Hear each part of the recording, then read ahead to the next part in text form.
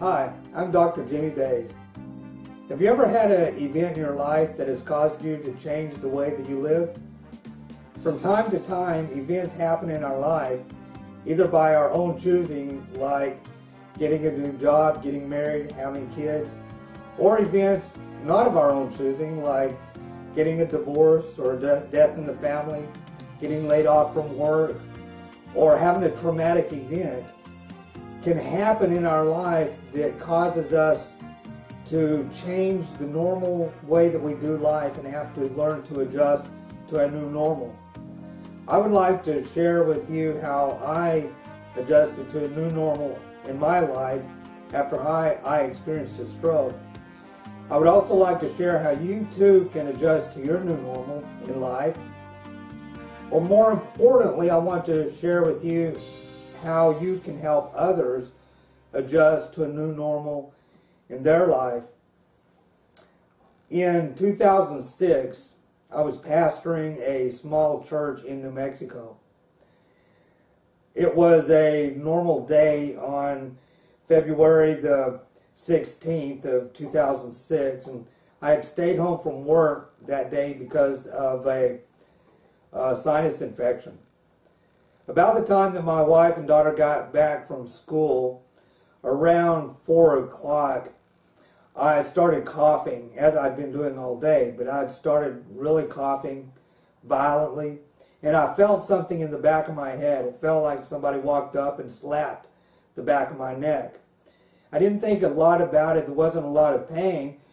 I told my wife I'm just going to sit down and drink a Pepsi and everything will be okay. As I got the Pepsi and I started to drink it, I could not swallow. The ability to swallow was not there. And that kind of shook me up. Kind of scared me. And I told my wife we need to get to the emergency room. We went to the emergency room, and after I was there for a while, they did all their tests. They did an MRI. They did several other tests. They came back and said, well, the good news is your husband did not have a stroke. At that time, they had diagnosed it as having a panic attack, and they were about to send me on home. My wife told them that by this time, I was slurring. I had a little bit of paralysis in the side of my face. I couldn't walk. I was having to be held up, and if I wanted to go to the restroom or anything, I had to have help. And I still couldn't swallow. So my wife said, no, that's unacceptable. There's something wrong with him. So they agreed to keep me overnight. The next morning, the doctor, I believe his name was Dr. Baines, came in. He saw what was going on and told my wife we need to get him to Lubbock just as quick as possible. They found a doctor, Dr. Carrot, who was a gastroenterologist, and because I couldn't swallow, and they kept me overnight, and that night I began vomiting blood. So they found this doctor in Lubbock that would accept me because of the things that was happening in my stomach. They still didn't know anything about a possible stroke or anything, but they accepted me in Lubbock because of the vomiting, because I couldn't swallow. After I got to Lubbock, the doctor had put a scope in my stomach and everything, looked around, came in and told my wife, well, he has a bleeding ulcer. We're going to give him some medication for the ulcer, and you can go ahead and take him home. My wife asked him, well, what about the paralysis? What about the other things that's going on? What about the inability to swallow? What about those things? That was the first that my wife, or that the doctor had heard about other symptoms.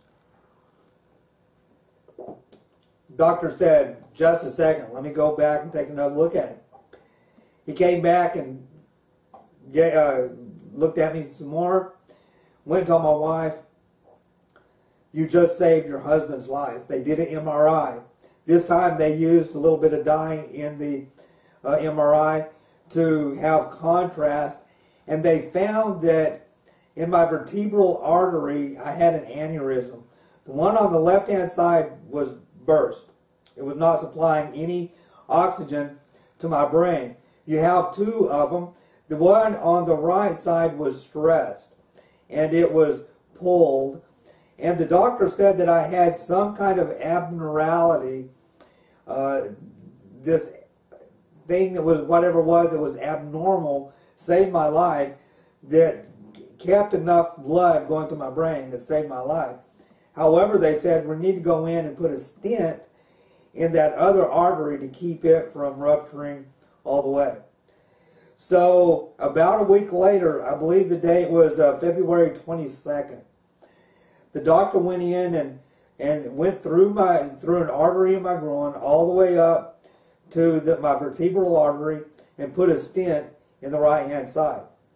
They still wasn't sure if I would ever leave the hospital alive. You know, those are the things that they don't tell the person in the hospital bed. The family around you knows everything that's going on, but the person in the hospital bed, a lot of times, doesn't realize the seriousness of the situation. I didn't know how close to death I was until I was being let out of the hospital. And my doctor told me quite bluntly, we didn't think that you would ever leave the hospital. So here I was in the hospital. They put this stent in my artery. I stayed in intensive care for a little over a week. I don't exactly know how long I was in intensive care, but it was quite a few days. During that time, I had the hiccups. I started hiccuping. They gave me medication. Nothing would get rid of the hiccups. I had the hiccups nonstop, except when I think they stopped when I was asleep. I don't really know for sure. But I had the hiccups nonstop for over 2 weeks. Finally, they sent me to a regular room. When I got to the regular room, they had me hooked up to just about everything that I could be hooked up to. They had an IV in my wrist. They had me on a heart monitor. They had these compression sleeves on my legs that would blow up and with air and release the air periodically. They had a monitor on my finger to monitor the blood oxygen level. They had a feeding tube in my stomach because at that time I still couldn't swallow, so they had me hooked to a feeding tube. And they had a catheter. During this time I had pronounced double vision. The aneurysm caused a brainstem stroke, which reduced the flow of blood to my brainstem, and the lower part of your brain, I am told, controls things like your voice. My vocal cords, the left-hand side, was paralyzed. It affected my vision. I had pronounced double vision. I had a little bit of paralysis on the left side. I had numbness in the right side of my body.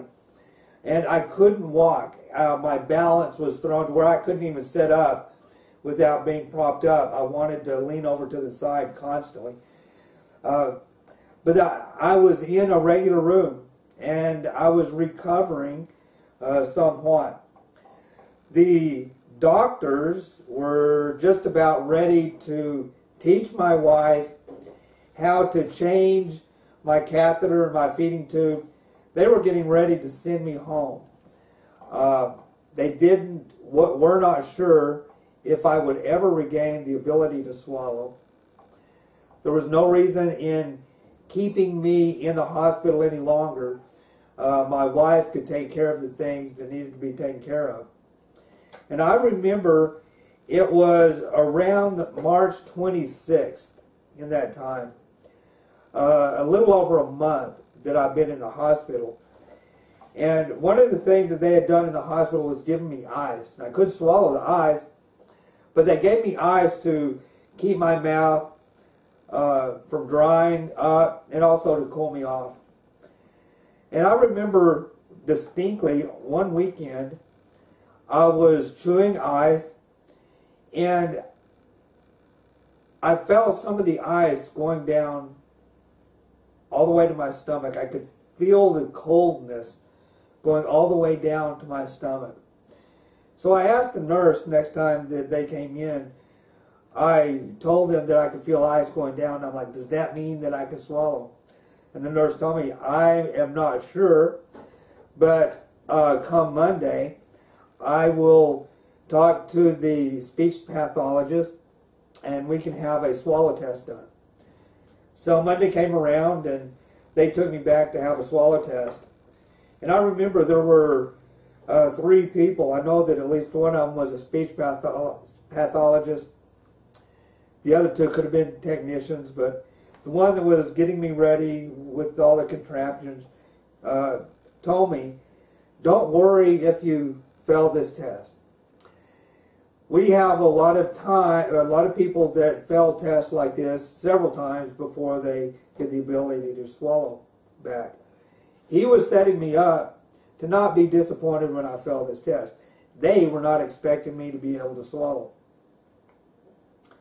As they began giving me different textures of liquids like pudding, milkshake, cream, they gave me various liquids with different textures to see if I could swallow. And they gave me the first one, and it had a pretty thick consistency. I believe that they called it pudding. And I had the ability to swallow a little bit. They could tell that the function was coming back, but they got all excited. They started handing me all different kinds of liquids. Here, try this. Here, try this. I tried milkshake. And they watched, and they said, you're getting the ability to swallow back. So from that time on, they decided to keep me in the hospital longer. They sent a speech pathologist in every single day with liquids like pudding, milkshake, ice cream, and they were all liquids that had a pretty thick consistency. They didn't want me to aspirate on any liquids like water or any kind of juice. So gradually I began being able to swallow, and you really take the ability to swallow for granted. I had to put the liquid in my mouth and sling my head back and swallow it purposefully. You know, we're so used to getting something to drink, and we drink and swallow or gulp and don't think anything about it. Well, I had to learn how to do that all over again, and that ability came back slow. I remember the first meal that I had. They said that it's time to try your first meal, and it was a good Thanksgiving dinner. Had turkey and dressing, the whole thing. I thought that was kind of ironic because I was very thankful to be able to have the ability to swallow back.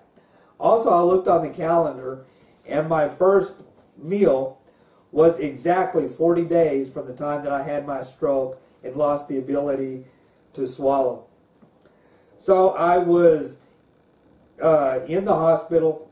They took me to physical therapy. They wanted me to learn how to walk again. It came time for me to be released from the hospital. I was released from the hospital in May, and I couldn't walk. I still had very pronounced double vision. My voice was coming back. It was very hoarse. They said that the vocal cord that was paralyzed would get stronger, but the one on the right hand side would learn to take up some of the slack. So to this day, I'm not sure if my vocal cord on the left side is still paralyzed or if it's came back. I just don't know. I do know that my voice is a little bit different, and my speech pattern, my speech has changed a little bit. But here I was. I finally got released from the hospital. I was making gradual progress. I was coming back, but my normal changed. And I knew that everything that I knew in the past as normal was not going to be normal anymore. I want to share with you in the next video how I had to adjust to a new normal in my life. So look for the next video. I want to share with you how I adjusted to my new normal.